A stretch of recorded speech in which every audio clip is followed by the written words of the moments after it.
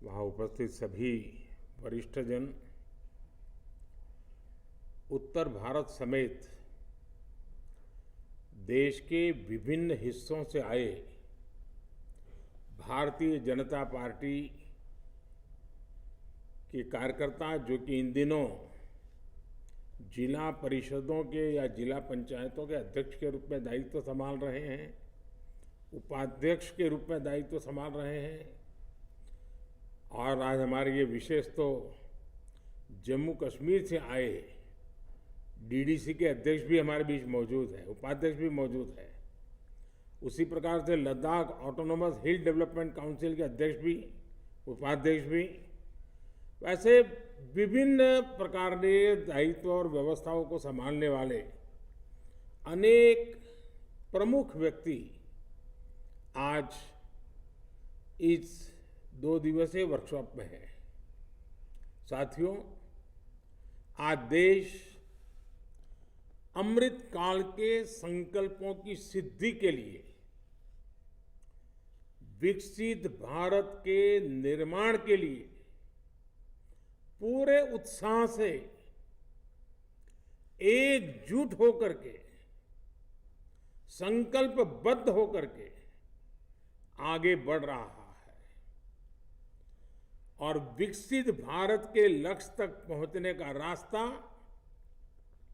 हमारे tier 2, tier 3 शहर हो या आधुनिक हो रहे हैं हमारे गांव हो, आज ग्रामीण भारत में छोटे छोटे कस्बों वाले हिंदुस्तान में एक नया उमंग, नया जोश दिखता है। जिला पंचायतें किसी भी सेक्टर में बड़े परिवर्तन लाने की अपार शक्ति रखती हैं।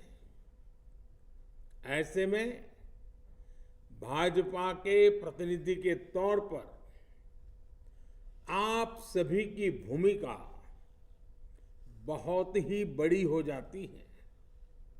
साथियों, अमृतकाल की 25 वर्षों की यात्रा में हमें बीते दशकों के अनुभवों को भी ध्यान में रखना होगा। आजादी के बाद 4 दशक तक कांग्रेस को ये समझ ही नहीं आया था कि गांवों में पंचायती राज व्यवस्था लागू करना कितना आवश्यक है। इसके बाद जो जिला पंचायत व्यवस्था बनी भी, उसे कांग्रेस शासन में उसे अपने नसीब पर छोड़ दिया था, अपने हाल पर छोड़ दिया गया था। यानी गांव में बसने वाली देश की 2/3 आबादी के लिए अपनी सड़क, बिजली, पानी, बैंक, घर, ऐसी छोटी छोटी आवश्यकताओं के लिए जीवन की प्राथमिक सुविधाओं के लिए तरसना, यही उनकी नीयत बन गई थी, नियति बन गई थी। यही वजह है कि आजादी के 7 दशक बाद भी देश के 18,000 गांवों तक बिजली नहीं पहुंच सकी थी। यही वजह है कि देश के 16 करोड़ से ज्यादा ग्रामीण घरों को नल से जल नहीं मिल सकता था। पंचायती संस्थाओं को कांग्रेस और उसके जैसी सोच वाले दलों ने अपने भ्रष्टाचार और भ्रष्ट नेताओं के एडजस्टमेंट का अड्डा बना दिया था। कांग्रेस के राज में पंचायती राज संस्थाओं को सशक्त करने के ठोस प्रयास कभी नहीं किए। ज्यादातर कार्रवाई आंकड़ों में और कागजों में ही सीमित रही। और जम्मू कश्मीर तो इसका सबसे बड़ा उदाहरण है। 2019 में आर्टिकल 370 हटने के बाद वहां पहली बार ग्राम पंचायत से लेकर जिला स्तर तक के चुनाव हुए। इनमें अब वहां 33,000 से ज्यादा स्थानीय जनप्रतिनिधि निर्वाचित हुए। पहली बार वहां जमीनी स्तर पर लोकतंत्र स्थापित हुआ है। अब बताइए, आजादी के इतने सालों के बाद।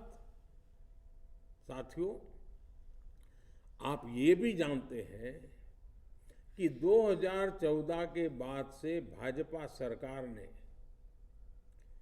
जिला परिषद और स्थानीय स्वराज को मजबूत करने के लिए कितना काम किया है।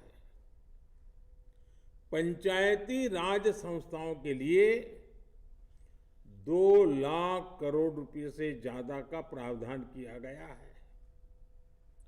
ये पिछली सरकार के मुकाबले 3 गुना ज्यादा है। पिछले 9 वर्षों में देश में 30,000 से ज्यादा नए पंचायत घरों का निर्माण हुआ है। इसके अलावा अनेक क्षेत्रों में डिस्ट्रिक्ट डेवलपमेंट काउंसिल और ब्लॉक डेवलपमेंट काउंसिल के लिए नए ऑफिसों का भी निर्माण किया गया है। साथियों, विकसित भारत के लिए आपके जिले का विकसित होना भी उतना ही जरूरी है। और इसलिए जब भाजपा के जिला परिषद के नेता यहां बैठे हैं, आप सबको 2 दिन में कई विषय चर्चा में आएंगे, लेकिन आप आपस में भी बात कीजिए कि 2047 में हमारा जिला भी विकसित होना चाहिए। देश के किसी भी पैरामीटर में पीछे नहीं होना चाहिए। इसके लिए हम कैसे काम करेंगे, कौन क्या काम करेगा, कब काम किया जाएगा, आप अपना 5 साल का नक्शा तैयार कर लीजिए। वैसे 5-5 साल की योजना बनाकर 47 तक, और इसके लिए आपके जिले में कौन कौन सी योजनाएं जरूरी हैं,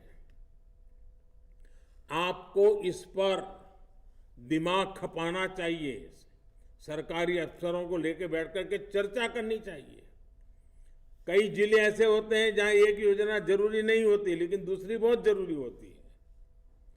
अब आप तय कर सकते हैं क्या, आज जब दुनिया में भारत का नाम हो रहा है, आपके जिले के वो कौन से उत्पाद है, किसानों की वो कौन सी पैदावार है, कारखानों में से बनी हुई वो कौन सी चीज है जो दुनिया के बाजार में पहुंचेगी, जिले से एक्सपोर्ट होगा। क्या कभी आपने उन लोगों की मीटिंग बुलाई कि भाई बताइए आपकी कौन सी चीज विदेश जा सकती है? आपके जिले में जीएसटी कलेक्शन, क्या कभी जिले का हिसाब लगाया कि पहले की तुलना में कितना जीएसटी कलेक्शन बढ़ा है? चोरी तो नहीं हो रही है, कोई गड़बड़ तो नहीं हो रही है। जितना ज्यादा जीएसटी कलेक्शन होगा उतना विकास के लिए धन उपलब्ध होगा। आपके जिले से ऐसी कौन सी विशेष उत्पाद है जिसको जीआई टैग मिले? और आजकल दुनिया में जीआई टैग वाली चीजों की एक मांग बन गई है। अब आपको ढूंढना चाहिए ऐसा काम करने वाले लोगों को। अब आपको पता होगा, मेरे यहां बनारस का पान जो है ना, वो भी जीआई टैग है। तो ऐसी बहुत सी चीजें आपके यहां भी हो सकती है। आपके जिले में ज्यादा से ज्यादा घरों में रूफटॉप सोलर पैनल, ये अभियान कैसे चले? क्या जिले में 5 गांव ऐसे बना सकते हैं जो पूरी तरह सोलर एनर्जी से चलते हो? अभी आपको पता होगा, यूनाइटेड नेशंस के महासचिव देखने के लिए गए थे मोढेरा। देश का पहला सोलर विलेज बना है। आपने सोचा है कि आपके जिले में क्या करेंगे? क्या आपने सोचा है कि आपके जिले की जितनी सारी स्ट्रीट लाइट्स हैं, एक भी स्ट्रीट लाइट ऐसा न हो जहां का बल्ब एलईडी बल्ब ना हो? डेली पूछा जाए, उसके कारण बिजली का पैसा बचेगा, वो और काम में आएगा। आप ये तय कीजिए, जैसे पूरे देश में चला है 1 डिस्ट्रिक्ट 1 प्रोडक्ट, आपके जिले में 1 डिस्ट्रिक्ट 1 प्रोडक्ट योजना, उसको कैसे मजबूत किया जाए, उसको कैसे विस्तार किया जाए, और जो लोग 1 डिस्ट्रिक्ट 1 प्रोडक्ट की पहचान बन रही है, आपके जिले को पूरा राज्य और पूरा देश इस प्रोडक्ट के नाते जाना जाए, ऐसा कैसे हो सकता है? उसी प्रकार से एग्रीकल्चर का भी हो सकता है कि आपके जिले में कौन सी ऐसी फसल है जिसके कारण आपका जिला पहचाना जाए। ये ताकत देता है। उसी प्रकार से देश के नौजवान बहुत तेजी से खेलकूद की दुनिया में आगे आ रहे हैं। आप तय कीजिए, आपके जिले में खेलकूद की सबसे ज्यादा महारत है, ऐसे 1 या 2 या 3 खेल कौन से हैं? पूरी ताकत जिले में 2 या 3 खेलों पर लगाई जाए और राष्ट्रीय अंतर्राष्ट्रीय खिलाड़ी तैयार किए जाए, खेलकूद के मैदान तैयार किए जाए।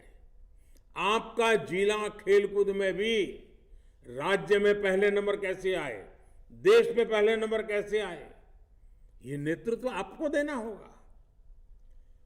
ज्यादा से ज्यादा खेलकूद की स्पर्धाएं होनी चाहिए, खेल के मैदान भरे हुए होने चाहिए। देश के नौजवानों, अभी मैं मध्य प्रदेश गया था, शहडोल आदिवासी क्षेत्र है, एक छोटा सा इलाका, 1000 से ज्यादा वहां फुटबॉल की टीमें हैं, 1000 से ज्यादा फुटबॉल क्लब है। और उसका परिणाम ये आया है कि उस इलाके में नशे वगैरह जैसी बदियां, बुरी बुरी चीजें प्रवेश नहीं कर पाई है। साथियों, ऐसे अनेक विषय हैं जिस पर आप लोग चर्चा कर सकते हैं, टारगेट तय कर सकते हैं, हर महीना उसका रिपोर्टिंग ले सकते हैं। और साथियों, जनता जनार्दन ईश्वर का रूप होती है। हमको कहीं पर भी काम करने का जनता ने अवसर दिया, मतलब जी जान से जुटना ही है, परमात्मा की सेवा करने जैसा काम है। साथियों, आपके पास एक जिला पंचायत डेवलपमेंट प्लान भी होना चाहिए। इसमें आप तय समय में अपने लक्ष्यों को हासिल करने का रोडमैप बना सकते हैं। साथियों, भाजपा के प्रतिनिधि के तौर पर आपको पंचायत व्यवस्था का लाभ समाज की आखिरी पंक्ति में खड़े आखिरी व्यक्ति तक पहुंचाना है। और मैं आप जिला के नेताओं से आग्रह करूंगा, आप सप्ताह में 2 रात अपने क्षेत्र के किसी न किसी छोटे स्थान पर जाकर के रात को रुकना चाहिए, वहां के लोगों के साथ बैठना चाहिए। सप्ताह में 2 दिन, ये कोई बहुत मुश्किल काम नहीं है, आप ये कर सकते हैं। कहीं गांव गए, रात को वापस आ गए, ऐसा नहीं। वहां रुकना मतलब रुकना है। आप देखिए, इतने से ही फर्क शुरू हो जाएगा। आप जानते हैं कि आज केंद्र सरकार हर योजना के 100% सैचुरेशन का लक्ष्य लेकर चल रही है। और ये तभी संभव है जब गांव-गांव में हम इस लक्ष्य को हासिल करें और जब हम 100% सभी हितकारी को 100% लाभ पहुंचाने में सफल होते हैं, तो जातिवाद भी नहीं रहता है, परिवारवाद भी नहीं रहता है, मेरा तेरा भी नहीं रहता है, भ्रष्टाचार के लिए जगह नहीं रहती है, सच्चे अर्थ में सामाजिक न्याय होता है, सच्चे अर्थ में सेक्युलरिज्म होता है। और इसलिए 100% ये हमारा लक्ष्य रहना चाहिए। पिछले 9 वर्षों में किसानों के लिए बीज से बाजार तक ऐसी व्यवस्था का निर्माण किया गया है जिससे खेती की लागत कम हो और आय बढ़े। अप्राकृतिक खेती, इस पर बड़ा बल दिया जा रहा है। पीएम किसान सम्मान निधि के तहत ये आंकड़ा भी बहुत बड़ा है और ये मोदी की गारंटी है। देखिए कैसे काम होता है। 2019 में जब मैंने शुरू किया तो लोग कहते हैं तो चुनाव है, कर रहे हैं। मोदी की गारंटी चुनावी वादे नहीं होती हैं। मोदी जब गारंटी देता है तो उसको जमीन पे उतार के रहता है। प्रधानमंत्री किसान सम्मान निधि के तहत 2,60,000 करोड़ रुपए किसानों के खाते में सीधे जमा कराए जा चुके हैं। यह आंकड़ा याद रखना, 2,60,000 करोड़। आप कल्पना कर सकते हैं हमारे किसानों को जो यूरिया 300 रुपये से कम में मिल रही है, लेकिन आपको पता है दरअसल उसकी कीमत क्या है? सारा खर्च सरकार अपने कंधों पर उठाती है, किसान के कंधे पर नहीं जाने देती है। आज दुनिया के कई देश हैं जहां एक यूरिया का थैला जो हम बोरी बेचते हैं ना, 300 से भी कम, दुनिया में 3,000 में बिकती है। इतना पैसा सरकार बोझ उठाती है ताकि किसान पर बोझ न पड़े। नैनो यूरिया के द्वारा भी किसानों का ट्रांसपोर्टेशन पर होने वाला खर्च कम होने वाला है। फसल बीमा योजना के जरिए भी किसानों को 1,30,000 करोड़ रुपए से ज्यादा का मुआवजा मिला है। अब 1,30,000 करोड़ पहले के जमाने में कोई होता, पूरे किसानों का पूरा बजट भी नहीं होता था। अभी कुछ दिन पहले ही मैंने किसानों के लिए वन स्टॉप सेंटर के रूप में 1,25,000 पूरे देश में 1,25,000 प्रधानमंत्री किसान समृद्धि केंद्र देश को समर्पित किए हैं। आपके जिले में भी सैकड़ों ऐसे केंद्र बने हैं। कभी जाइए वहां, उस केंद्र में जाके आधा घंटा बैठिए।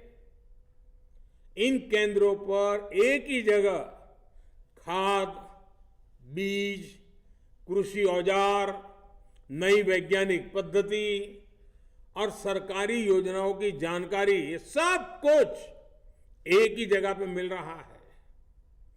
केंद्र सरकार के ये सारे प्रयास किसानों का जीवन आसान बनाने, उनकी आय बढ़ाने में बहुत मददगार साबित हो रहे हैं। आपको अपने क्षेत्र में इन सारी योजनाओं को किसान के पास खेत तक पहुंचाना है। सरकारी दफ्तरों में योजनाएं नहीं रहनी चाहिए, किसान के खेत तक पहुंचनी चाहिए, किसान के घर तक पहुंचनी चाहिए। लक्ष्य यही रखना है कि आपके क्षेत्र का एक भी किसान केंद्र सरकार की योजनाओं के लाभ से वंचित न रहे। साथियों, हमारी कई योजनाओं का सकारात्मक प्रभाव ग्रामीण महिलाओं की सामाजिक और आर्थिक स्थिति पर भी दिख रहा है। पिछले 9 वर्षों में जन धन योजना के तहत करीब 50 करोड़ लोगों के बैंक खाते खोले गए। इस योजना के ज्यादातर लाभार्थी हमारी माताएं बहनें ही हैं। मुद्रा लोन ने स्वयं सहायता समूहों को बढ़ाई गई आर्थिक मदद ने गांव की महिलाओं को स्वरोजगार का एक नया माध्यम दिया है। आपके गांव की प्रत्येक बहन बेटी तक पहुंचना है, उन्हें सरकार की योजनाओं से परिचित कराना है। सरकार ने प्राकृतिक खेती को बढ़ावा देने के लिए देशव्यापी अभियान भी चलाया हुआ है। जहां भाजपा के लोग सत्ता में है, क्या भाजपा का हर जिला पंचायत अध्यक्ष, काउंसिल अध्यक्ष सुनिश्चित करें कि आपके जिले में कम से कम 5 गांव ऐसे हो जहां एक भी खेत में 1 ग्राम भी केमिकल का उपयोग नहीं होगा। केमिकल फ्री फार्मिंग, न केमिकल फर्टिलाइजर होगा, न केमिकल दवाइयां होगी, प्राकृतिक खेती 5 गांव करके देखिए आप। इसके लिए आप लगातार किसानों से मिले, उन्हें जो मदद चाहिए वो उपलब्ध कराएं, प्रशासन से भी सहयोग लें। साथियों, पीएम स्वामित्व योजना के जरिए देश की ग्रामीण आबादी को प्रॉपर्टी के दस्तावेज देने का अभियान तेजी से चल रहा है। मध्य प्रदेश, हरियाणा, उत्तराखंड, उत्तर प्रदेश जैसे राज्यों ने जहां भाजपा की सरकार है, वहां इस पर अच्छा काम किया। पीएम स्वामित्व योजना को और गति देने के लिए भी आपका सहयोग आवश्यक है। जिन जिन गांवों में प्रॉपर्टी कार्ड का काम पूरा हो रहा है, वहां स्थानीय स्तर पर इसे सेलिब्रेट करें। प्रॉपर्टी कार्ड पाने वालों को अगर लोन की जरूरत है तो उनकी मदद करें। साथियों, डिजिटल इंडिया अभियान ने भारत के ग्रामीण क्षेत्र में एक नई डिजिटल क्रांति को जन्म दिया है। 2014 के पहले हमारे देश में 100 से भी कम ग्राम पंचायतें ऑप्टिकल फाइबर से जुड़ी हुई थी। आज भारत नेट के जरिए 2 लाख ग्राम पंचायतें ऑप्टिकल फाइबर से जुड़ चुकी है। गांव-गांव में खोले गए 5 लाख से ज्यादा कॉमन सर्विस सेंटर रोजगार के भी और गांव वालों की सेवा के लिए भी एक बहुत विश्वस्त माध्यम बन रहे हैं। लोगों को अनेक सुविधाओं के लिए अब सरकारी दफ्तरों के चक्कर नहीं लगाने पड़ते। हमारे पंचायत भवनों में ब्रॉडबैंड कनेक्टिविटी का लाभ क्षेत्र के ज्यादा से ज्यादा लोगों को मिले, ये भी आप सब साथियों ने सुनिश्चित करना चाहिए। साथियों, आप ये भी जानते हैं, देश में 50 करोड़ से ज्यादा लोग आयुष्मान भारत योजना से जुड़ चुके हैं। इस योजना के ज्यादातर लाभार्थी देश के ग्रामीण इलाकों में है। मेरा आपसे आग्रह है, आप दिवाली के पहले तय कीजिए कि 5-5, 10-10 गांवों का समूह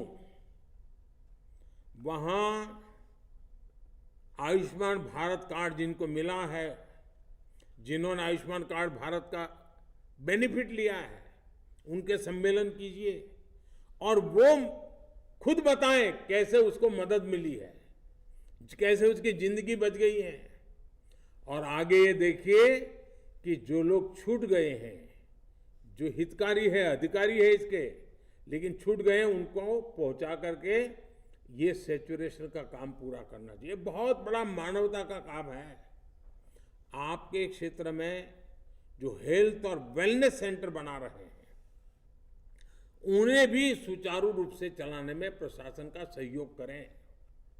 इसी तरह आपको अपने जिलों में टेलीमेडिसिन केंद्र स्थापित करने में भी सक्रियता से काम करना चाहिए। पिछले 2 साल में भारत सरकार की ई संजीवनी योजना की मदद से 14 करोड़ से ज्यादा बार लोग डॉक्टरों से कंसल्ट कर चुके हैं। भाजपा के हर जिला पंचायत सदस्य को अभियान चलाकर अपने क्षेत्र के हर गांव के हर घर तक ई संजीवनी योजना की जानकारी पहुंचानी चाहिए, ताकि उसको अच्छे से अच्छे डॉक्टर से सलाह मिल सकती है। आप कैंप लगाएं। आपके क्षेत्र में जो मेले होते हैं, बड़े पर्वों का आयोजन होता है, उसमें भी ई संजीवनी योजना का प्रचार प्रसार करें। साथियों, आज हजारों पैक्स के जरिए किसानों को ग्रामीण अर्थव्यवस्था को ताकत देने के लिए सहकारी समितियों को मजबूत किया जा रहा है। अगले 5 साल में 2 लाख गांवों में multipurpose PACS, primary fisheries societies, dairy cooperatives ये बनने वाले हैं। इसमें आपकी भूमिका निर्णायक होगी। आप जानते हैं, देश में भंडारण क्षमता को जो बढ़ाया जा रहा है, इसका संबंध इनसे आने वाला है। आप जल्दी से जल्दी ऐसी समितियां बना दीजिए। आप अपने जिले में ज्यादा से ज्यादा कैशलेस गांव बनाने का भी लक्ष्य बनाइए। आप अपने जिलों में बने अमृत सरोवरों को अब सूखने नहीं देना है। उसमें मिट्टी भर जाए, कूड़ा कचरा भर जाए, ये किसी भी हाल में होने नहीं देना है। और ये अमृत सरोवर बनाते जाना है। ये प्रकृति की रक्षा के लिए पानी की ताकत बहुत काम आने वाली है। और ऐसे अमृत सरोवर को तो इतना विकसित किया जा सकता है कि वो छोटे छोटे पर्यटन स्थल के तौर पर विकसित हो सकते हैं। कैसे आप ग्रामीण पर्यटन, पार्कों का विकास, ऐतिहासिक स्मारकों का रखरखाव, ये हम कैसे कर सकते हैं, इसके लिए स्थानीय प्रशासन के साथ मिलकर काम करें। मेरे लद्दाख के जो साथी इस बैठक में शामिल हुए हैं, उनके लिए ग्रामीण पर्यटन और होम स्टे अभियान विशेष तौर पर बहुत लाभकारी है। साथियों, कल ही आपने ये भी देखा है कि देश में 500 से ज्यादा रेलवे स्टेशनों को अमृत रेलवे स्टेशन के तौर पर विकसित करने का काम शुरुआत हुई है। इस अभियान पर 25,000 करोड़ रुपए खर्च किए जा रहे हैं। आप भी अपने क्षेत्र में इस अभियान को गांव-गांव लेकर जाइए।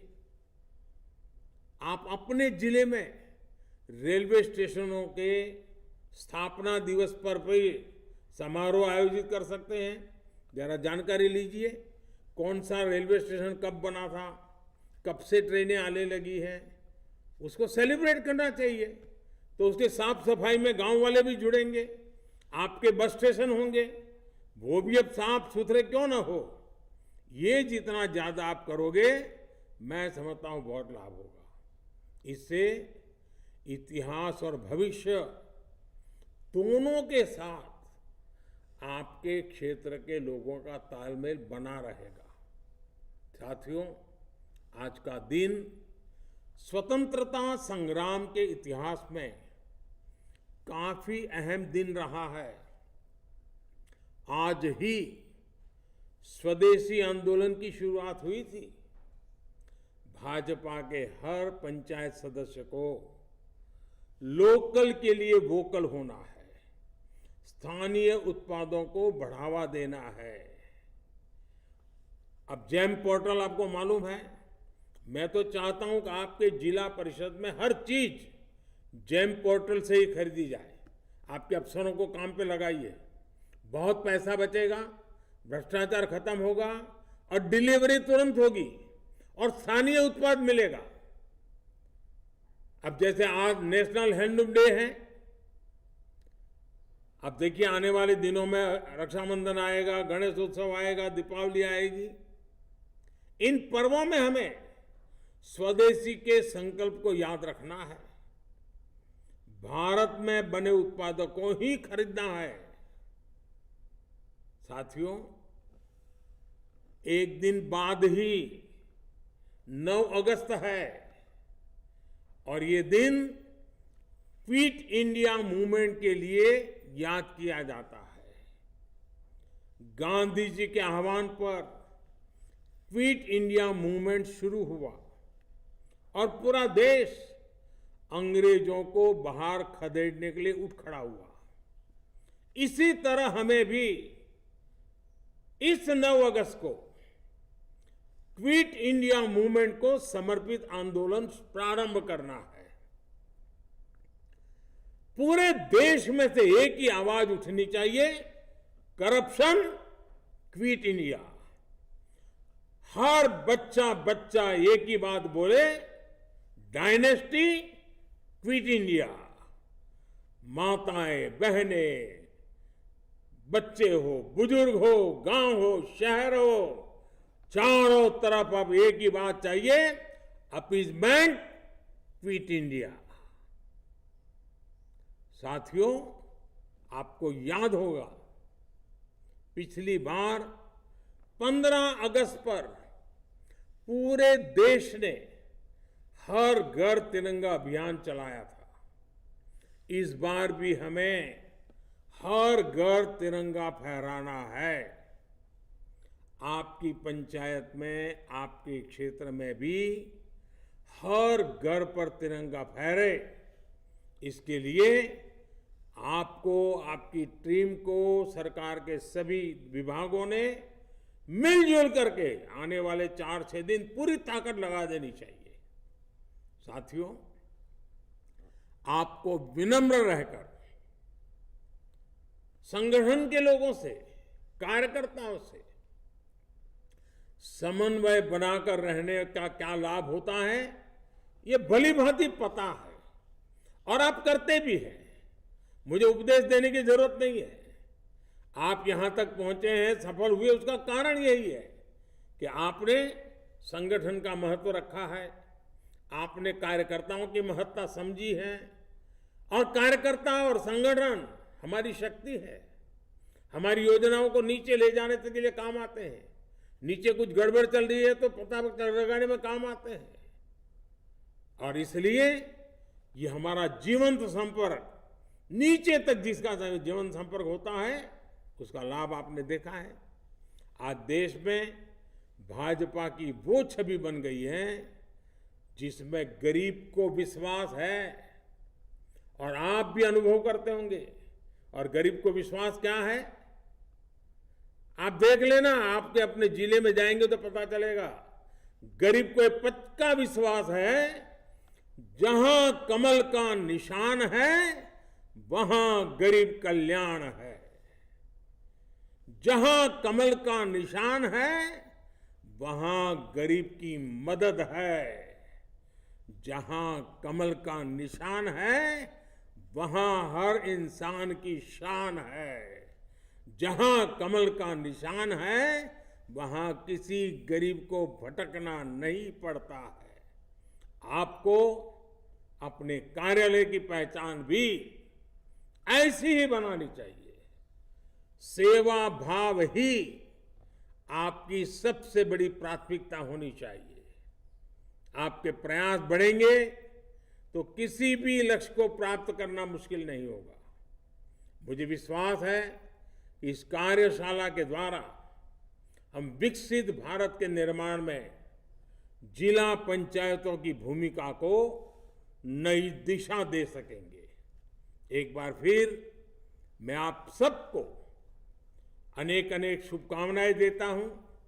मैं नड्डा जी का धन्यवाद करता हूं इस कार्यक्रम की योजना के लिए, और मुझे पक्का विश्वास है कि 2 दिन के वर्कशॉप के बाद जब आप वापस आएंगे तब अपने जिले में नई ऊर्जा, नई प्रेरणा तो होगी, लेकिन काम करने के नई चीजें भी लेकर के जाएंगे जो आपके जिले के सामान्य से सामान्य नागरिक की भलाई करेगा। मेरी तरफ से आपको बहुत बहुत शुभकामनाएं हैं। बहुत बहुत धन्यवाद।